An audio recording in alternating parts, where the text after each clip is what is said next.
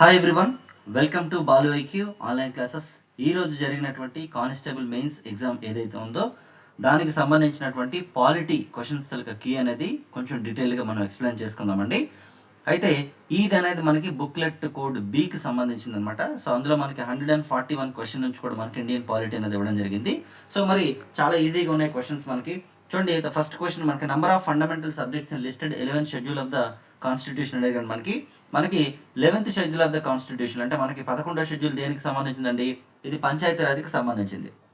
So అందులో మనకి ఎన్ని డ్యూటీస్ ఉన్నాయంటే 29 డ్యూటీస్ మనకి మెన్షన్ చేయడం జరిగింది అనమాట.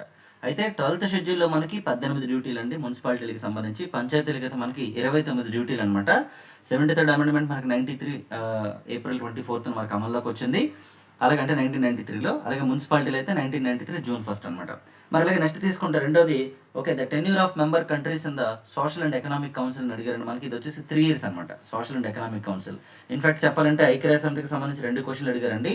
అదే సెక్యూరిటీ కౌన్సిల్లో నాన్ మెంబర్స్ అయితే మనకి అంటే నాన్ పర్మనెంట్ మెంబర్స్ అయితే 2 years ఉంటుంది అనమాట. ఓకేనా? పర్మనెంట్ మెంబర్స్ అయితే కంప్లీట్గా ఉంటారు. అలాగే నెక్స్ట్ ఉండే ఇంకా easy question 143 question. Which constitutional amendment act has reduced voting age from 21 to 18 years in India అని అడిగారండి. ఇది మనందరికీ తెలిసిందే. ఆర్టికల్ 326 ఆఫ్ ద కాన్స్టిట్యూషన్ మనకి ఓటింగ్ రైట్ గురించి చెప్తుందండి. అయితే మనకి ఇదివరకు 21 ఉండేది 61వ రాజ్యాంగ సవరణ ద్వారా మనకి తీసుకొచ్చారనమాట. ఓకేనండి. చూడండి, అక్కడ 141 అయితే మనకి థర్డ్ ఆప్షన్ అండి, 142 అయితే మనకి సెకండ్ ఆప్షన్ అండి, 143 అయితే మనకి సెకండ్ ఆప్షన్ అనమాట. మరి నెక్స్ట్ క్వశ్చన్ చూద్దాం. మీకు కొంచెం ఫాస్ట్గా ఎక్స్ప్లెయిన్ చేస్తున్నాను ఎందుకంటే ఇది మీకు అవసరం ఉంటుంది కాబట్టి. చూడండి, మనం చాలాసార్లు డిస్కస్ చేసుకున్న క్వశ్చన్ ఇది. అంతరాష్ట్ర మండలిని ఏ ఆర్టికల్ ప్రకారం ఏర్పాటు చేశారంటే 263 అండి. అలాగే అంతరాష్ట్ర మండలి మనకి విశ్వనాథ్ ప్రతాప్ సింగ్ గారి ప్రభుత్వం 1990లో స్టార్ట్ అయిందని కూడా చాలాసార్లు డిస్కస్ చేసాం మనం. 263 ఆర్టికల్ ఇది. సో నెక్స్ట్ క్వశ్చన్ చూడండి, భారత రాజ్యాంగంలో మున్సిపల్ సంస్థలకు సంబంధించినటువంటి అంశాలను అడిగారు అనమాట మనకి. చూడండి, ఇది యాక్చువల్లీ తీసుకుంటే మనకి పార్ట్ 9లో మనకి పంచాయతీస్ ఉంటాయి, పార్ట్ 9A మనకి ఓకేనండి మనకి ఎందులో ఉంటాయంటే మనకి మున్సిపాలిటీకి సంబంధించి ఉంటాయి అనమాట. మరి పార్ట్ 9B వచ్చేసి మనకి సహకార సంఘాలు యాక్చువల్లీ. ఓకేనండి, పార్ట్ 9A అనమాట ఆన్సర్ ఇది. సో కాబట్టి మనకి ఎందులో ఉంది అంటే మనకి ఆప్షన్ నెంబర్ 1 అనమాట. ఓకేనండి, పార్ట్ 9A అనేది. నెక్స్ట్ అండి, భారత రాజ్యాంగంలో 8వ షెడ్యూల్లో ప్రస్తుతం ఉన్నటువంటి భాషల సంఖ్యను అడిగారు. ఇది వచ్చేసి 22. ఇనీషియల్గా మనకి 14 లాంగ్వేజెస్ ఉన్నాయండి. ప్రజెంట్ వచ్చేసి 22 ఉన్నాయన్నమాట. మనకి 15th లాంగ్వేజ్గా సింధు, 16, 17 అయితే మనకి కొంకణి, మణిపురి, నేపాలి. అలాగే నెక్స్ట్ మనకి 19, 20, 21, 22 వచ్చేసి మనకి బోడో, డోగ్రి, మైథిలి, సంతాలి అనమాట. ఇందాక చెప్పుకున్నాం మనం నాన్ పర్మనెంట్ కంట్రీస్ ఆఫ్ ఓకేనండి యునైటెడ్ నేషన్స్ ఆర్గనైజేషన్ అండి. సెక్యూరిటీ కౌన్సిల్ 2 years అండి యాక్చువల్లీ. ఓకేనండి, ఎందుకంటే 2 సంవత్సరాలుగా అనమాట. ఓకే, మారుతూ ఉంటాయి అనమాట యాక్చువల్లీ.